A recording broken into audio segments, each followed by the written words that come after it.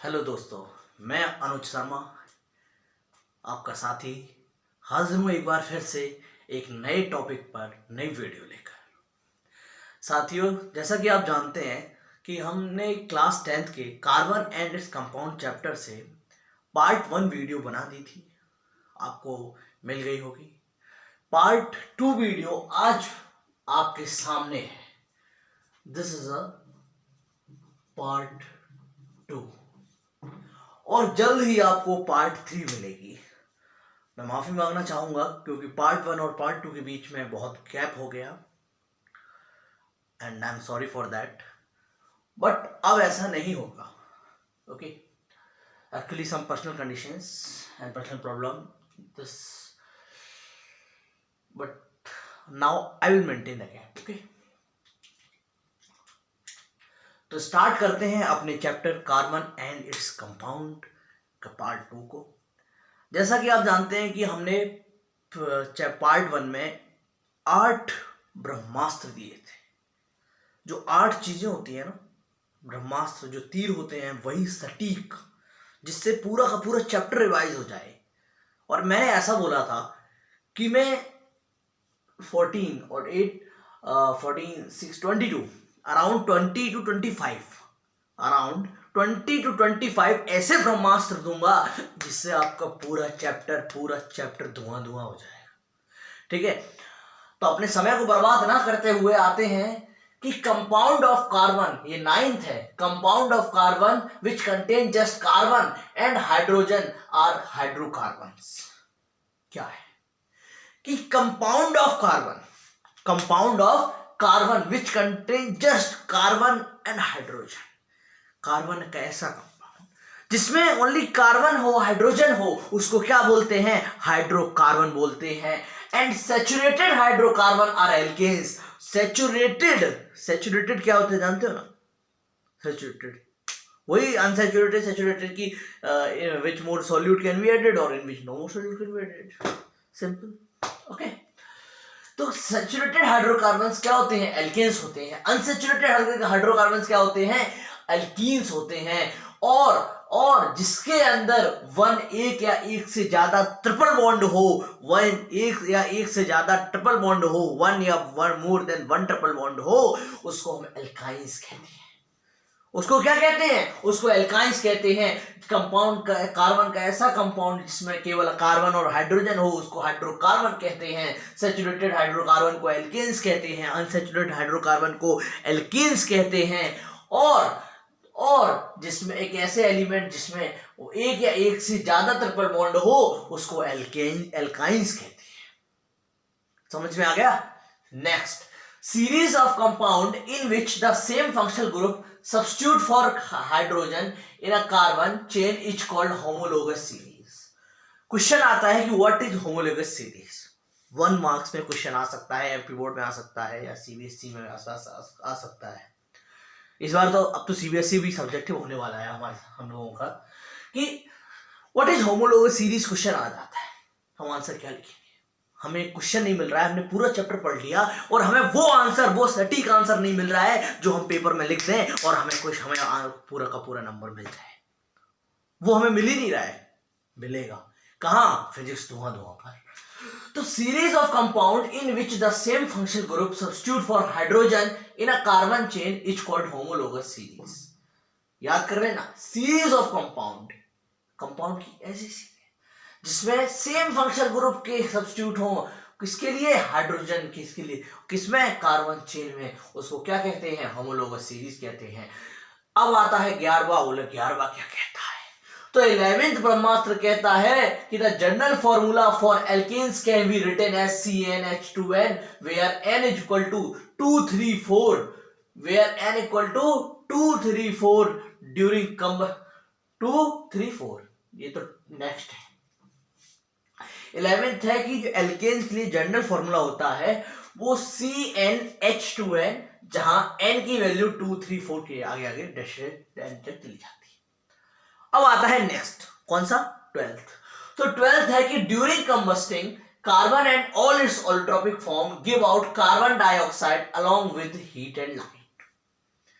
कि during combusting carbon and its allotropic form give out, जब जलता है ना, सुलगता है या जलता है, तो क्या होता है, कार्बन हो या उसका ऑलोट्रॉपिक फॉर्म हो, कार्बन का ऑलोट्रॉपिक फॉर्म क्या होते हैं, पता है किसी को?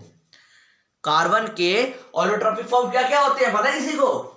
नहीं पता है तो मैं बता देता हूं, डायमंड, ग्रेफाइट एंड BMK। क्या होता है पता है?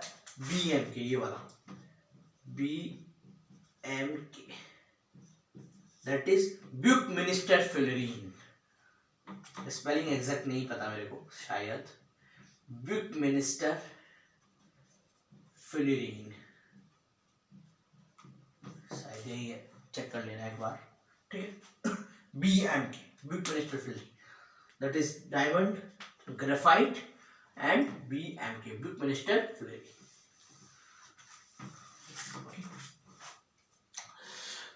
तो 12th हो गया। अब आते हैं 13 पे कि 13 क्या होता है।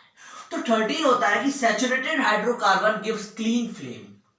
क्या होता है, जब सैचुरेटेड हाइड्रोकार्बन में आग लगाई जाए या लगाया जाए तो क्लीन फ्लेम में जलता, कोई धुआं नहीं होता, कुछ नहीं होता, कोई पॉल्यूटेंट नहीं होता, कोई पोल्यूशन नहीं होता, कुछ नहीं होता, क्लीन फ्लेम, वो जो जलता है ना बिल्कुल क्लीन जलता है।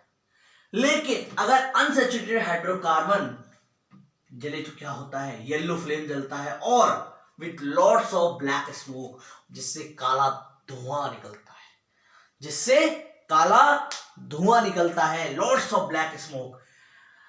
समझ गए? 9th हो गया, 10th हो गया, 11th हो गया, 12th हो गया, 13 हो गया। अब बात आती है 14 की। बोलो 14 ब्रह्मास्त्र क्या कहता है? ये बड़ी मुश्किल से मिलते हैं, ये वही चुन चुन के लिए जाते हैं जिससे आपका जल्दी से जल्दी क्विक रिवीजन।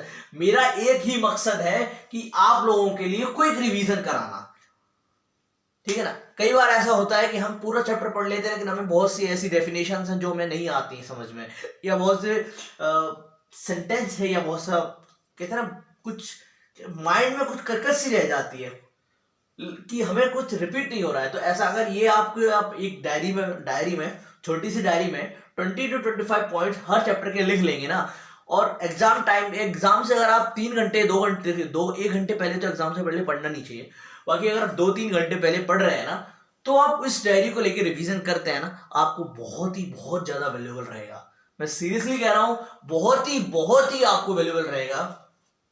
आप के नंबर कोई नहीं काट सकता, ठीक है। Saturated hydrocarbon gives clean flame while unsaturated hydrocarbon gives yellow flame with lots of black smoke।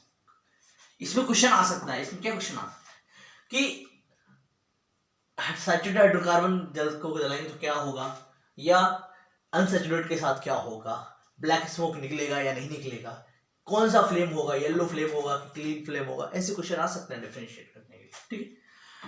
अब 14 point, combustion result in formation. Combustion क्या होता है, किसी में आग लगाई जाए कुछ, क्या होता है, it is the result of oxide of formation of oxide of nitrogen. ये किसको जन्म देता है, ऑक्साइड ऑफ नाइट्रोजन को जन्म देता है, सल्फर को देता है, ठीक है, oxide of sulphur, oxide of nitrogen, which are major air pollutant, जो कि हमारे एयर पॉल्यूशन में यानी हवाई प्रदूषण में एक अहम भूमिका निभाते हैं, जो कि हमारे हवाई प्रदूषण में अहम भूमिका निभाते हैं, अहम भूमिका निभाते हैं। समझ गए? कौन से? Combustion which result in formation of oxide of nitrogen, जी ये वाला, ये ऑक्साइड ऑफ नाइट्रोजन और ऑक्साइड ऑफ सल्फर, ठीक है। क्वेश्चन आता है कि which are the major air pollutant, तो आंसर क्या आएगा, oxide of nitrogen and oxide of sulphur. आप लिख सकते हैं, कोई नंबर नहीं कटेगा, ठीक। अब आते हैं 15th पे और आज का last, the reaction in which alcohol are converted into carboxylic acid. एक ऐसी रिएक्शन जिसमें एल्कोहल को कार्बोक्सिलिक एसिड में कन्वर्ट किया जाए, उसको क्या कहते हैं, उसको ऑक्सीडेशन रिएक्शन कहते हैं। ऑक्सीडेशन रिएक्शन उसको कहते हैं जिसमें एल्कोहल को इसको एल्कोहल को किस में कन्वर्ट किया जाए, इसमें कार्बोक्सिलिक एसिड में, कार्बोक्सिलिक एसिड में कन्वर्ट किया जाए तो उसको क्या बोलते हैं, कौन सा रिएक्शन, ऑक्सीडेशन, ये this is oxidation reaction. Okay, तो फ्रेंड्स आज की वीडियो अपनी कंप्लीट हुई। मिलेंगे एक नए वीडियो के साथ, नए अंदाज के साथ, नया टॉपिक लेकर। नया टॉपिक का इसका पार्ट 3 आने वाला है, जल्दी आपको पार्ट 3 मिल जाएगा। और please like, comment, share and subscribe. आप अपना साथ देते रहिए, हम अपना कार्य करते रहेंगे, हम और आप मिलकर मंजिल को पाएंगे। Thank you. जय हिंद, जय भारत।